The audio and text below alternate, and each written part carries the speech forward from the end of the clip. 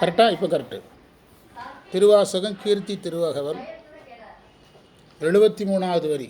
தேனமர் சோலை திருவாரூரில் ஞானந்தன்னை நல்கிய நன்மையும்.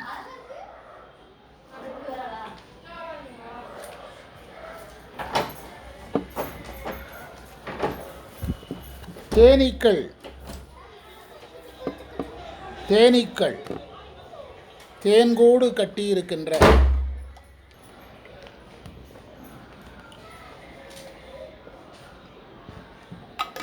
வீட்டுக்கு வந்து நாங்கள் உள்ளே வந்து வெளியே குளிச்சுட்டு உள்ள போகும்போது 6:15. அதுக்குள்ளே தேனீக்கள் தேன்கூடு கட்டியிருக்கின்ற திருவாரூரில் மோட்சம் தருகின்ற ஞானத்தை தந்த நன்மையும்.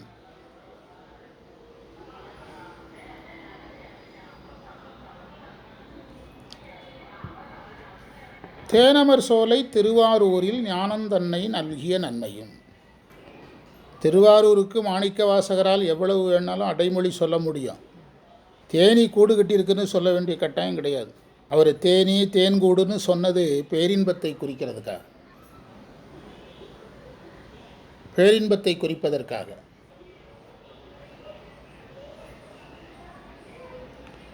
நம்ம திருவாரூர் பதிகங்களை எல்லாம் எடுத்து பார்த்தோம்னா ஏன் மாணிக்க வாசகர் இப்படி சொன்னார்னு நம்ம கண்டுபிடிக்கலாம்.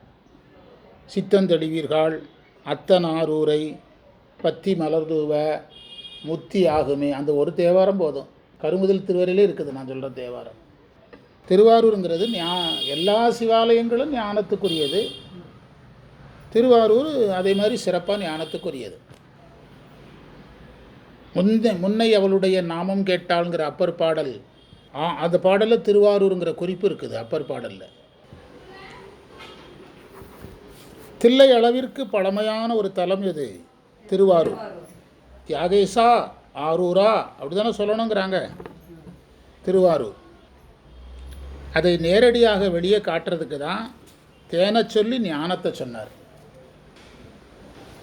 ஞானத்தின் பயன் தேன்.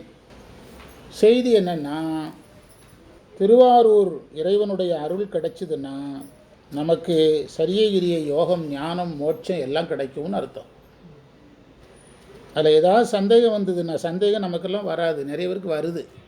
வர்றவங்க அந்த திருவாரூர் பதிகங்களை எடுத்து பார்க்கணும். ஒரு இடத்துல அந்த சிவபுரி, அதனால் நம்ம சந்தேகப்படுறதுல நம்புகிறோம். சந்தேகப்படுறவங்க எடுத்து படிக்க வேண்டிய, அதுக்கு நாம் என்ன செய்ய முடியும்? அடுத்த 2 வரி.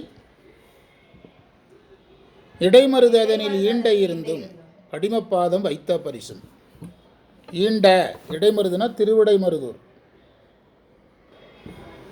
ஈண்ட என்றால் நெருங்க, அதாவது அந்த தலத்தில் அவர் எழுந்தருளி இருக்கிறார்னு அர்த்தம்.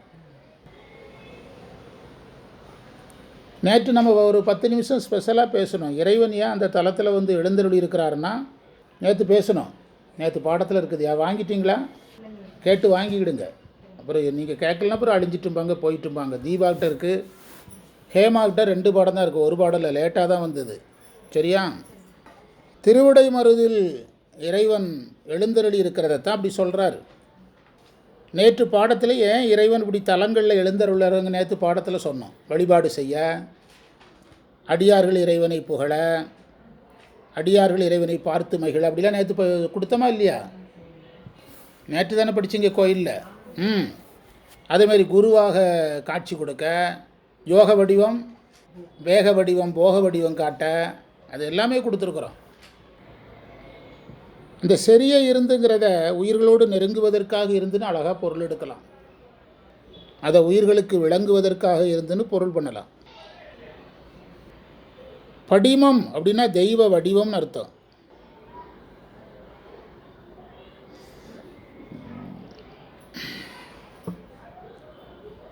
அப்பரிசுன்னா தன்மை.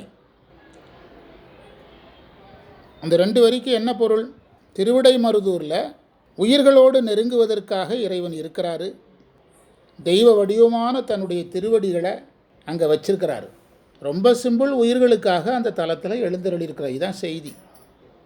ஏன் எழுந்தருள்னாருங்கிறது தான் நேற்று சொன்னது, இப்போ தான் சொன்னேன்.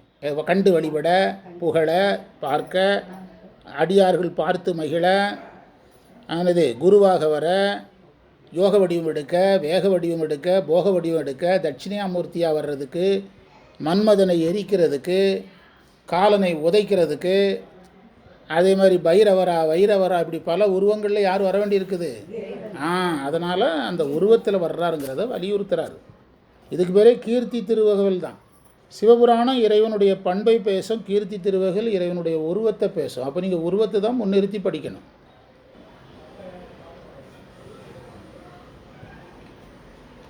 ஏகம்பத்தில் இயல்பாயிருந்து பாகும் பெண்ணோட ஆயின பரிசும். ஏகம்பம்னா காஞ்சிபுரம், இயல்புனா இயற்கையாயின்னு அர்த்தம்.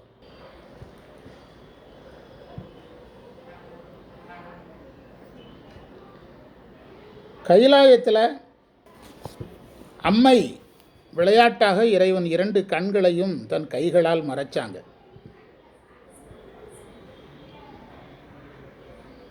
உலகத்தில் உள்ள எல்லா ஒளிகளும் மறைஞ்சு போச்சு. சூரிய ஒளி, சந்திர ஒளி, அக்னி ஒளி, நட்சத்திர ஒளி எல்லாமே மறைஞ்சு போயிடுச்சு.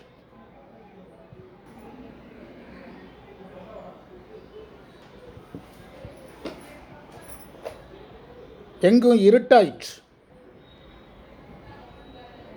எல்லா உயிர்களும் நெடுங்காலம் இருட்டில் கிடந்தன.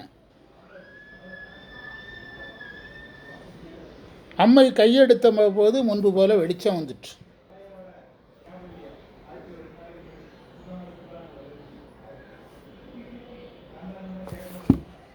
அப்போ இறைவன் சொன்னார், நீ என் கண்ணை மறைச்சது ஒரு வினாடி தான், ஆனால் அது உயிர்களுக்கு நெடுங்கால கணக்கு, அது உயிர்களுக்கு நெடுங்காலம்.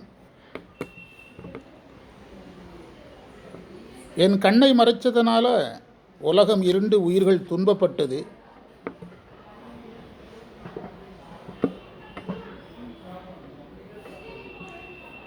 அதனால் என் கண்ணை மறைச்சதுக்காக நீ காஞ்சிபுரத்தில் போய் பூஜை பண்ணுன்னு சொன்னார்.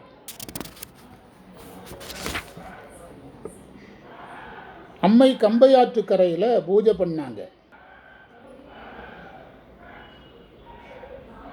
ஆற்றில் வெள்ளம் வந்தது. அம்மை சிவலிங்கத்தை கட்டி பிடிச்சாங்க.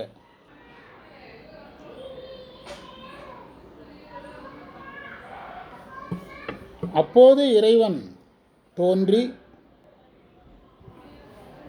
தழுவ குலைந்தவராகி அம்மையை மணந்து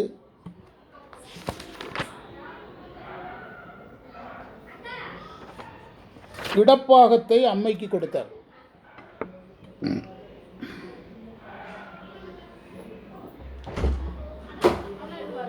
இடப்பாகத்தை அம்மைக்கு கொடுத்தார். என்னம்மா இப்ப சொல்லி பாருங்க. ஏகம்பத்தில் பாகம் பெண்ணோடு ஆயின பரிசு. திருவாசகம் போதும்.